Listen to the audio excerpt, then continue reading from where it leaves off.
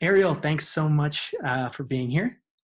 Yeah. Um, I just watched your awesome new TED Talk, and the thing that came to mind for me was I can't wait to see what she does next.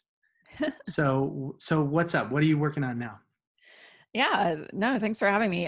So in my TED Talk, you saw was documenting a lot of the work that I did in Antarctica to film life under the ice and all of the microbes that are in Antarctica. And a lot of the motivation around that was the fact that we send a lot of biologists and researchers to Antarctica, and they do amazing work and tell us all the information about all the creatures that are living there and their ecology. But they maybe only take like one or two photos, and that goes into a scientific paper behind a paywall, and then that's kind of it. So no one actually gets to see the actual life in Antarctica that's like everywhere, since it's invisible and microbial. And I really wanted to actually film the microbial life there and do a project dedicated to that.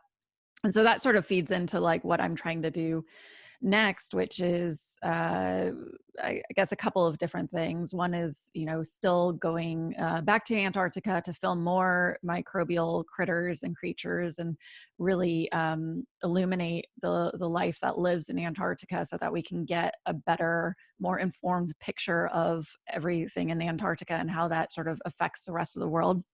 And as part of that, I'm also wanting to get more involved in field research in other places. So helping out researchers in any of their field work as a sort of field microscopist, who can, really bring to light a lot of the work that they're doing, both through capturing the expeditions, but also filming the microbial critters that they study.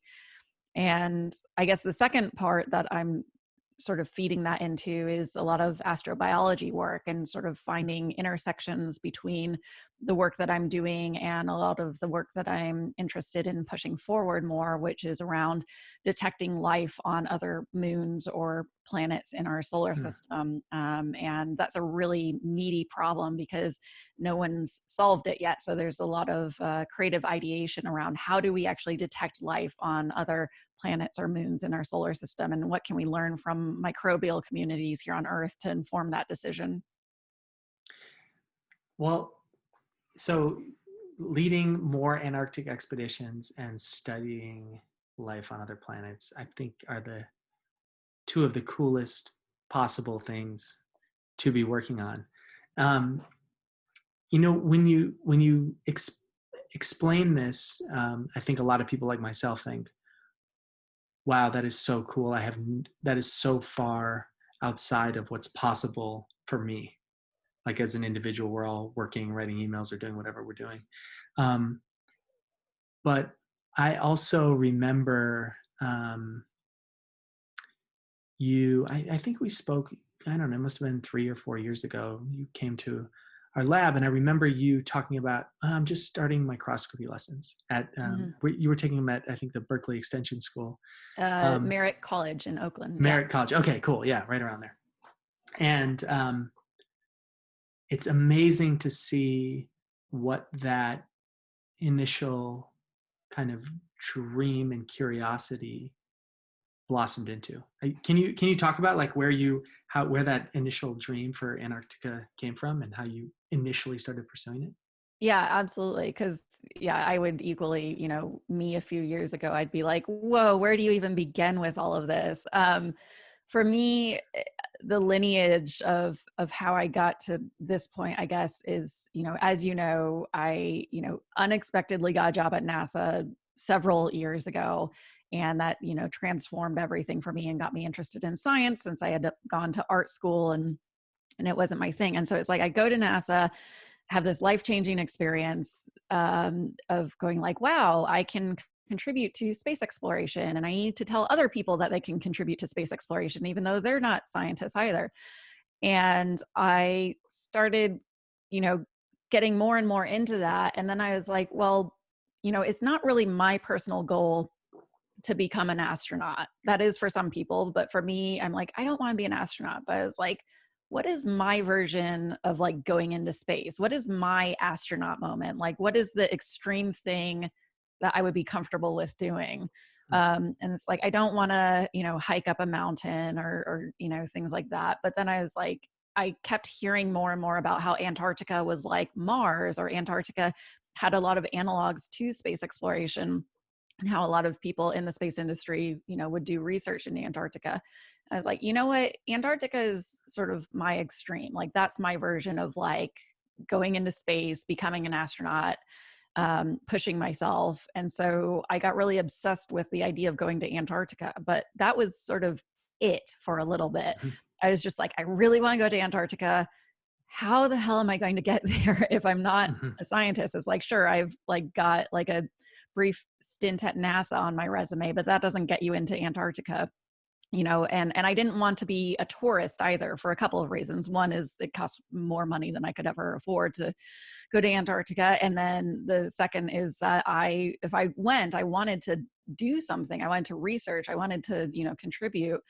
And so I sort of started letting people know that I was interested in going to Antarctica, and started putting that out there, and started trying to look at like what opportunities there might be. And I saw, oh, some people do meteorite hunting, other people do other things. And then someone let me know that the National Science Foundation had an Antarctic artists and writers program. And I was like, well, that's what I can do, because if I'm qualified to do anything, it's art. Even though my career is very far from that at this point. But so I was like, okay, I'm going to apply to this program, and I'm going to like, this is like a mode where I can maybe get in. And I didn't expect this going in, but it ended up taking me 5 years and 4 applications to that program to end up going to Antarctica. I think if you had told me that at the start, I don't know if I would have signed up for it, but I'm kind of tenacious. And so in applying for this program, I was like, I want to go to Antarctica because it's like space. And they were like, that's cool, but we're really not interested in that, because it's the National Science Foundation. They're not NASA.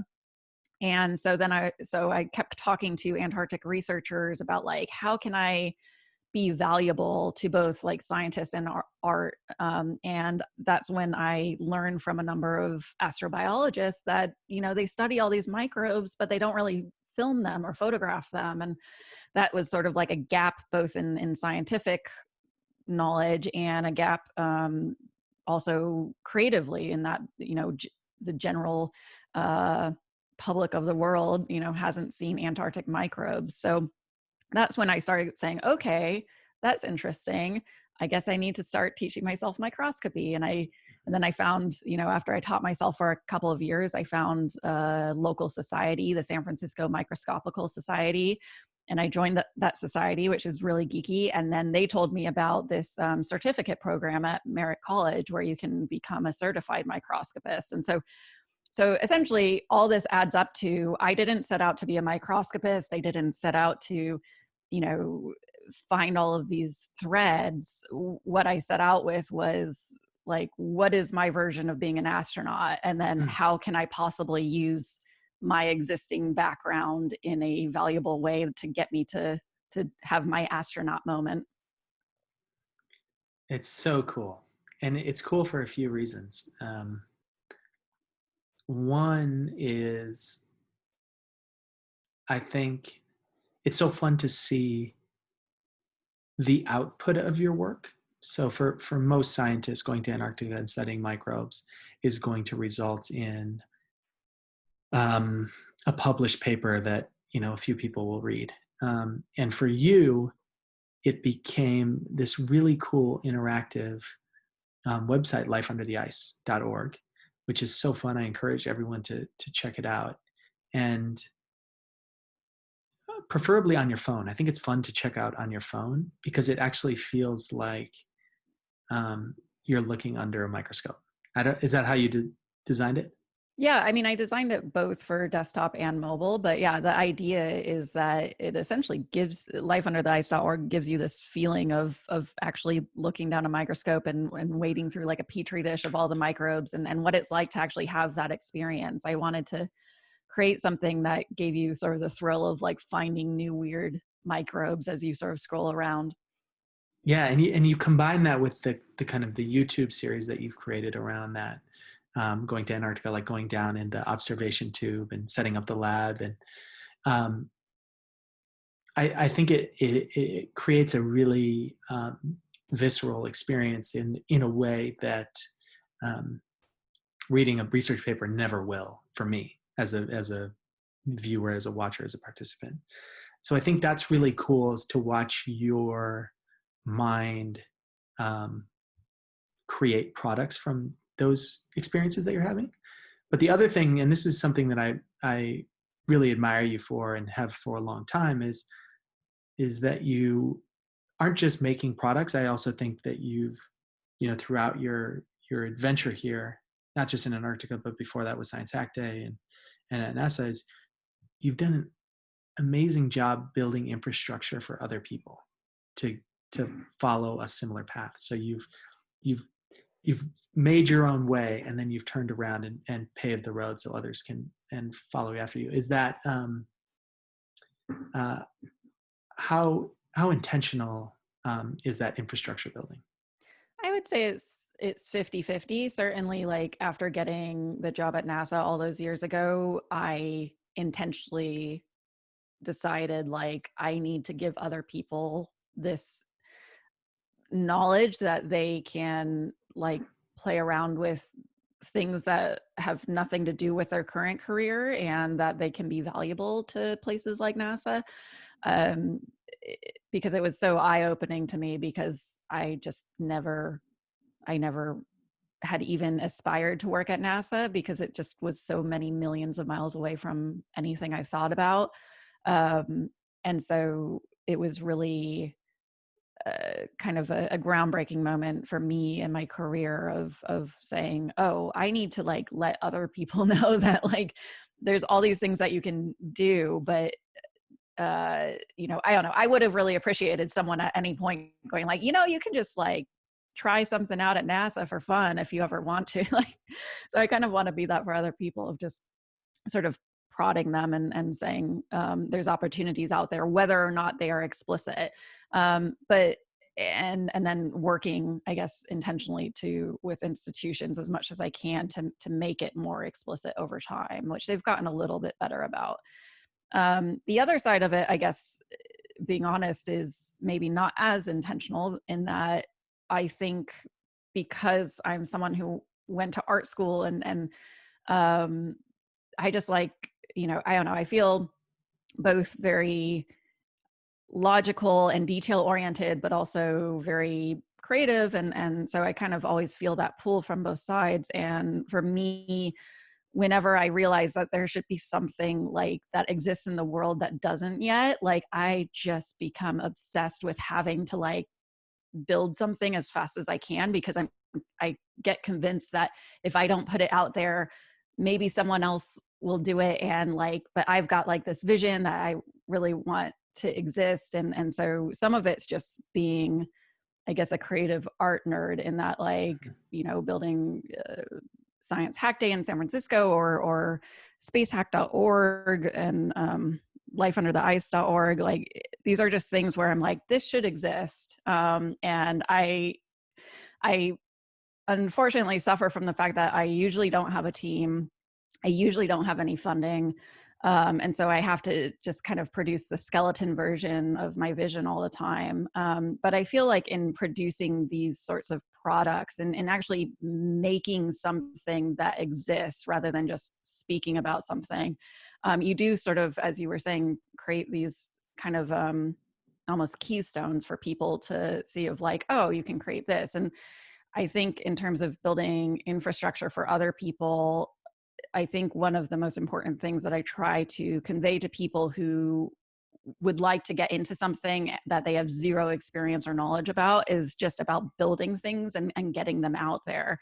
Hmm. Because that sort of starts to alert a community that you have something to add, or you have a different perspective on things. And so for me, I used, creating websites like spacehack.org as a way of saying, this doesn't exist yet and it should. And this sort of starts to prove that I have some worth, or that I have some sort of community resource that I can offer that's going to help people. But some of it comes out of just my selfish motivation of wanting certain things to exist that don't exist.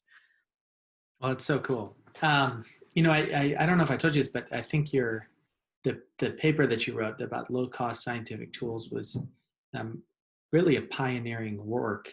Um, and I'll link to it so folks can read it. But it was also, I mean, it was really inspiring for us because we had been, you know, taking the exact advice you said, and we wanted a low cost underwater robot to exist. So we started just building something, and at first it didn't work. But that publication you wrote really kind of elevated us and got people thinking about what we're doing, but also kind of changed the way we were thinking about it, which I think was probably the more important thing. The other thing that I heard, and I just want to pull out and highlight, is the the the journey, your journey and my journey.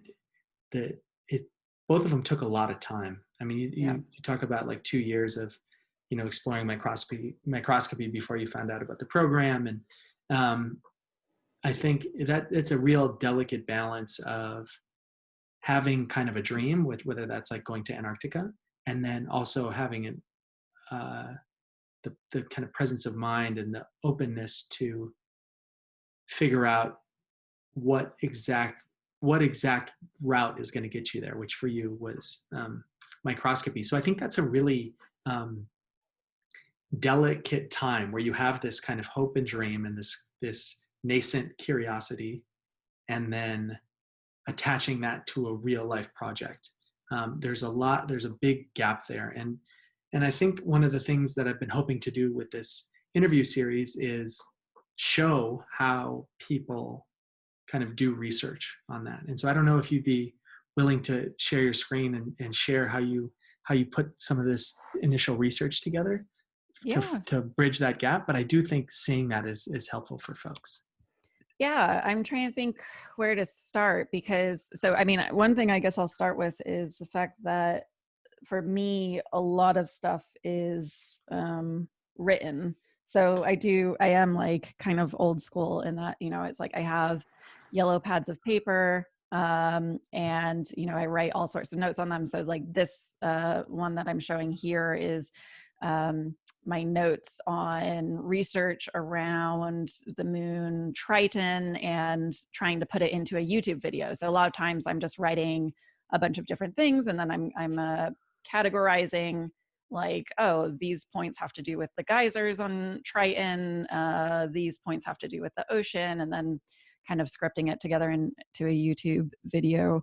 Other things, so I have tons of like yellow pads of paper and moleskins, and I think when I'm thinking creatively about things, I usually try to keep it physical and written. And analog. Yeah, analog. But when I'm trying to be a little bit more directed or organized with my research, let's see, I will share my screen and I will share. Do you Let's see. save all of those? Do you have like piles of these yellow notebooks, or do Yes you and file no. them? Like, so, I mean, here, let me get off of the screen for a second.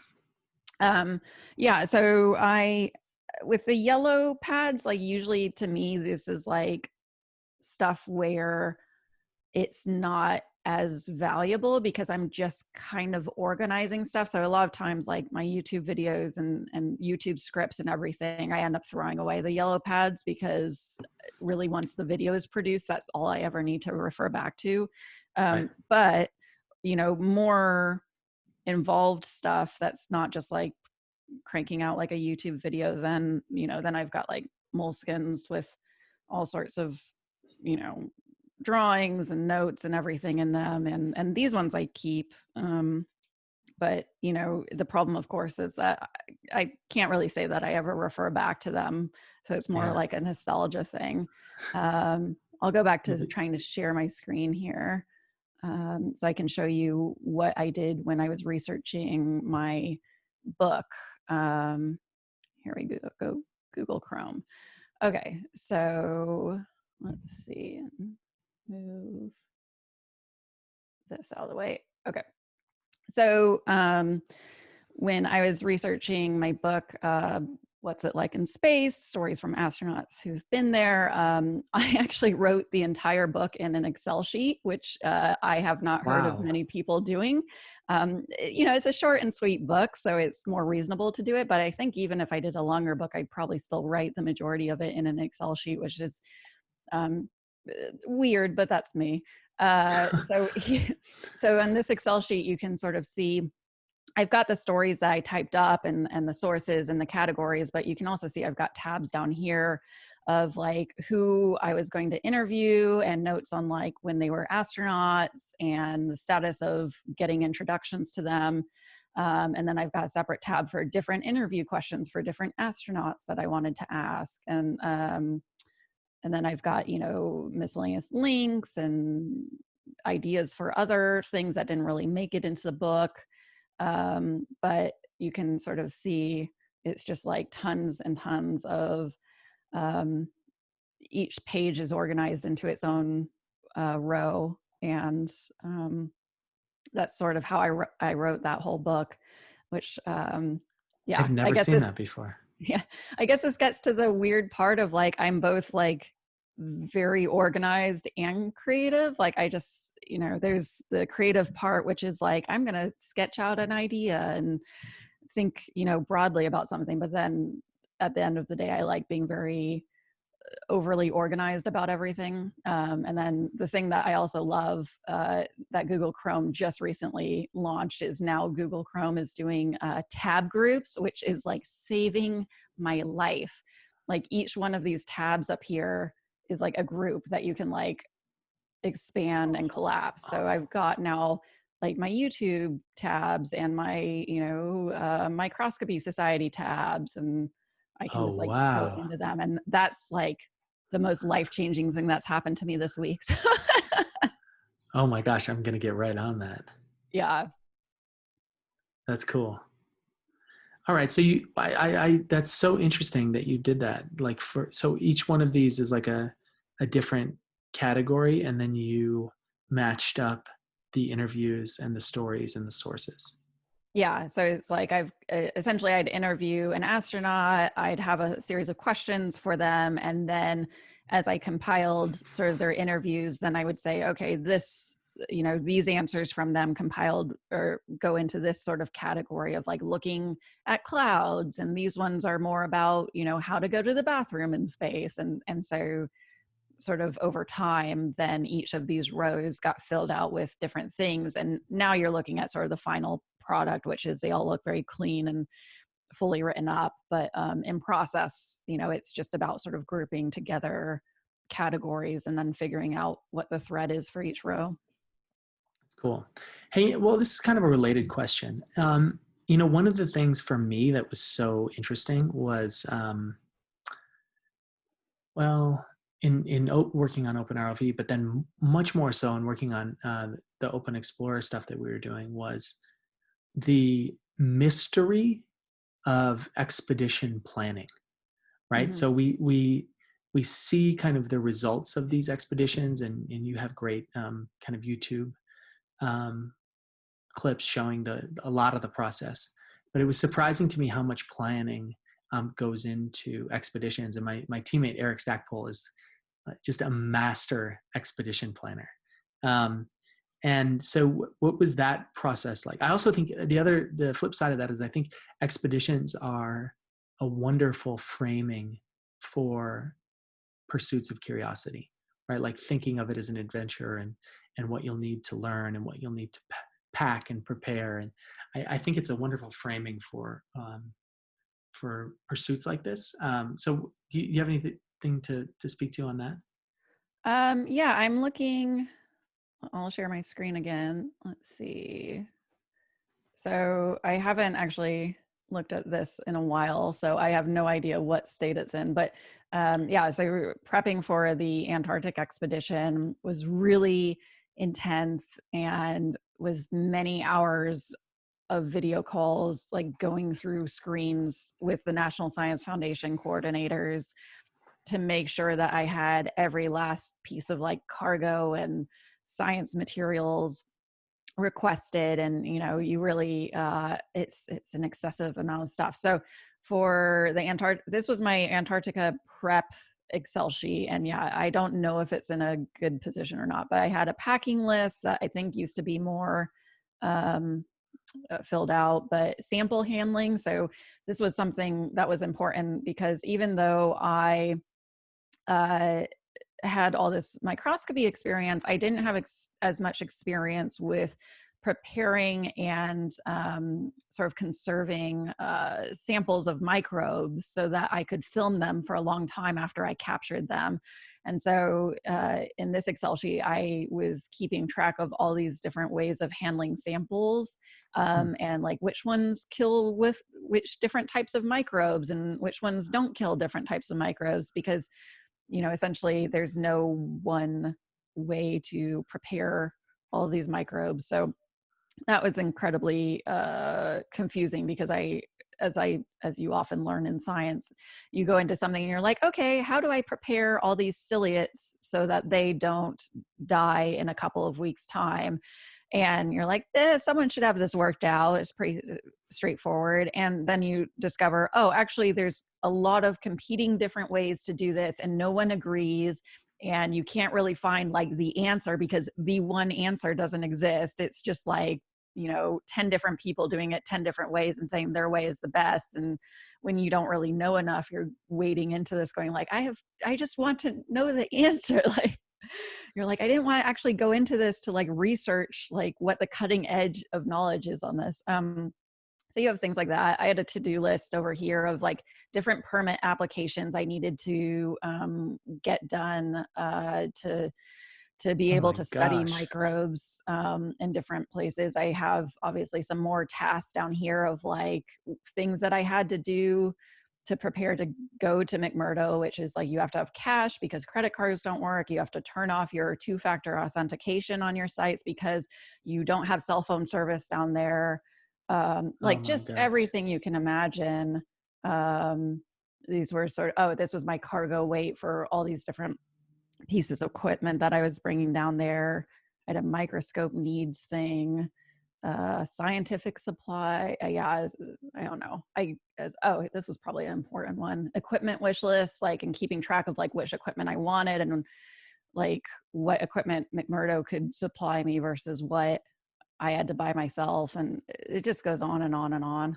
So for that stuff, like, I mean, you're filling out this NSF grant. I mean, that's going to cover some of that, but where, like, that's a lot of equipment, Yeah. right? So the NSF grant actually uh, didn't pay for any of my equipment or any of my time. But in McMurdo Station, they do have equipment there. So essentially, if they have equipment that you are happy to use, then you don't need to purchase it. So, Hmm. for instance, like, I don't know, there was some microscopes on this list that they had a comparable version of, and so I didn't make that purchase then, because I was like, okay, I'll use what they've got.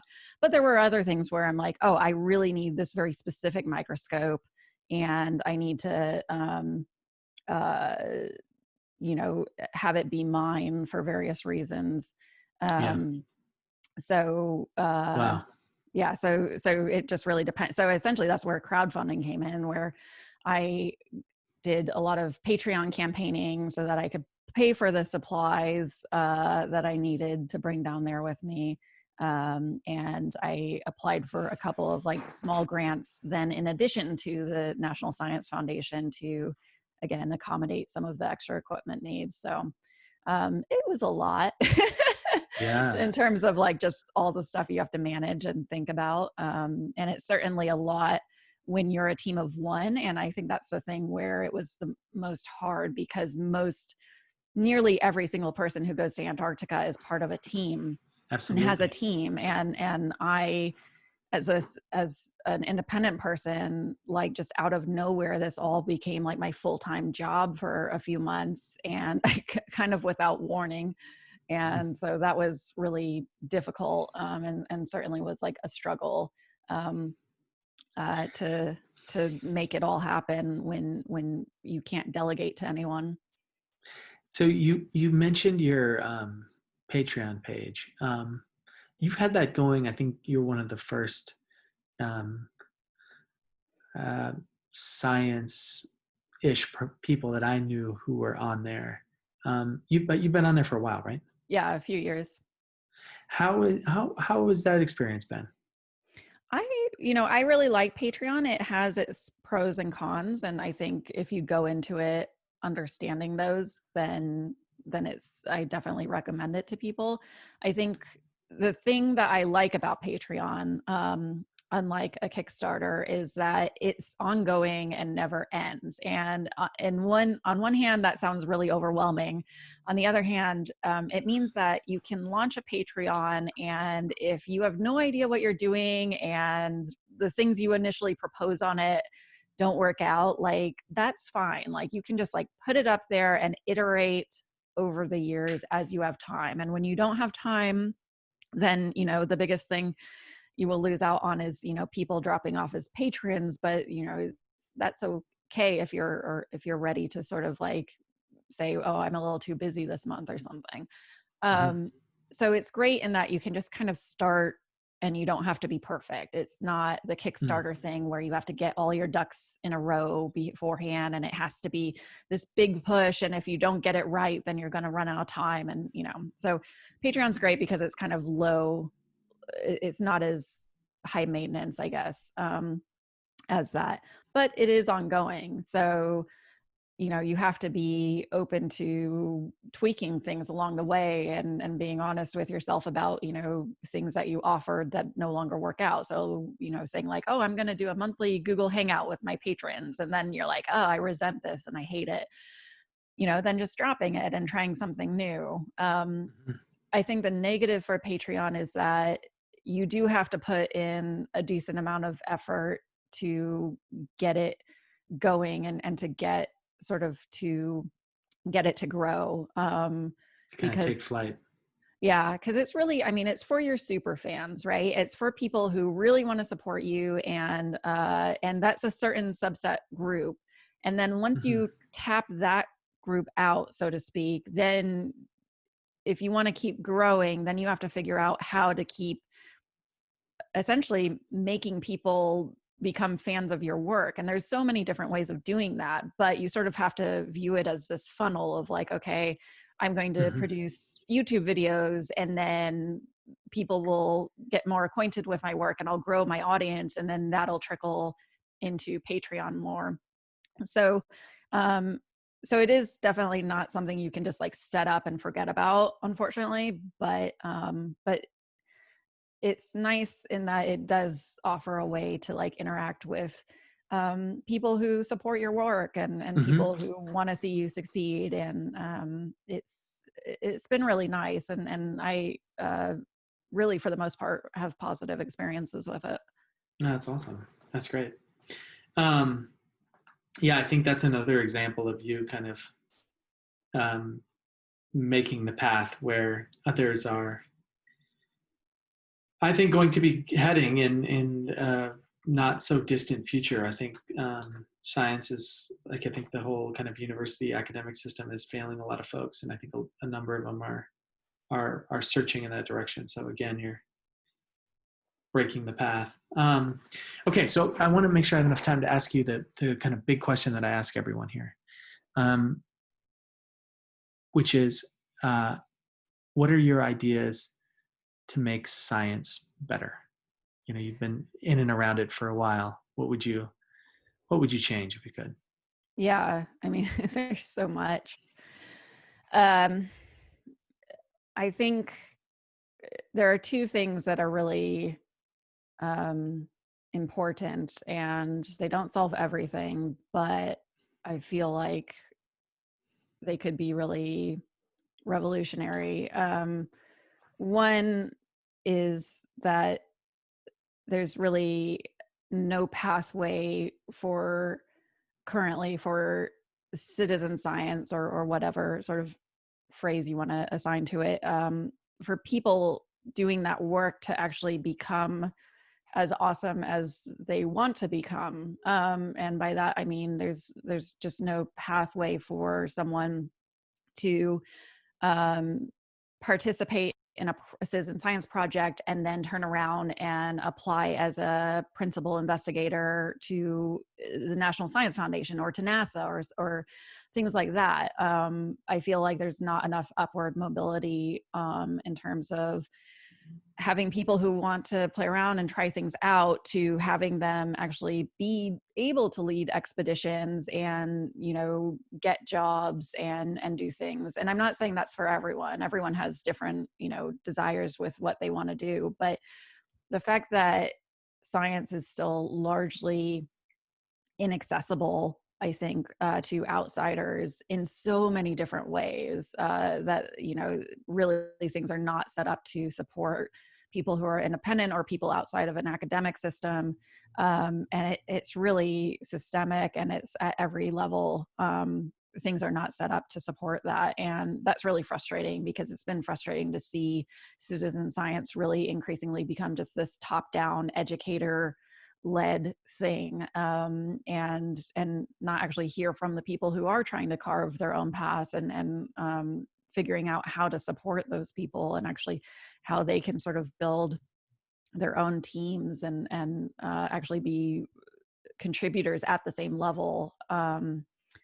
I think that's a really important area. The second area, which is even more important, is the lack of racial diversity in science, and how I think there's not enough like real action being made around it. I feel that a lot of programs and parts of different institutions will kind of just say, oh, we gave a talk to a historically Black college or university, but no one applied. Well, what can you do? Like they treat it like it's rocket science. And as someone who advises NASA, it's incredibly frustrating. We need to increase the racial diversity, and there's a lot of work that needs to be done then to actually make our systems more inclusive and equitable. But it's just, I don't know, I am increasingly frustrated that so many people in science treat it like it's this hard to solve problem, as opposed to what it really is, which is spending the time and actually talking with people and interacting with people and encouraging people to apply and making sure that your systems, are actually blind and not able to have implicit bias in so many different steps. And a lot of times, I want to be sure to iterate here that I'm not an expert in this, but what I know from my experience is that it's just putting in the footwork of, taking the time that each person counts and interacting with people counts. And I see too many studies showing, why people don't get involved in sort of helping this. And a lot of times it comes down to they think they're too busy, or they treat it like it's this really insolvable problem. And I think it's just really about saying, there's not a quick fix. It means you have to go out and talk to people and encourage them to apply and make sure your systems are set up correctly, and so again, I'm not an expert on this, but I do think that there's not enough effort put in people in management positions to actually make this happen. And it's frustrating. Yeah. So let me kind of play that back to you. So, with a little bit of my own twist on it, in that the infrastructure, and getting back to this idea of infrastructure, is we need more on-ramps into the ways that people participate in this. Rewarding the number of papers is only going to get you so far,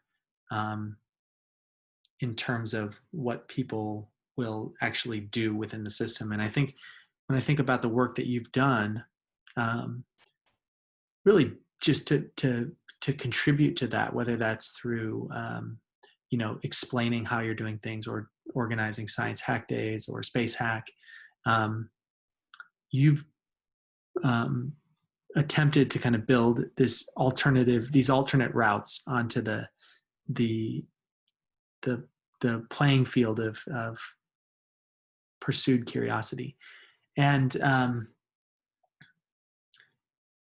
that job needs to be recognized as important work in the grand scientific endeavor. And right now, it's not. It's kind of seen as this um, extra thing. It would be nice. We should do it, but it needs to be recognized as an important job, an important skill, and something we need to emphasize.